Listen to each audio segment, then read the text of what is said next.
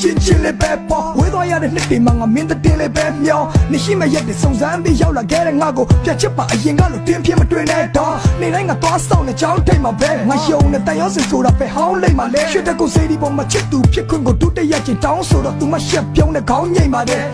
တကယ်တော့ကျွန်တော်တို့ကငဲချစ်တွေပါဗျာတန်ရောစင်ကမပြတ်ဘူးဘယ်နဲ့နှစ်တွေ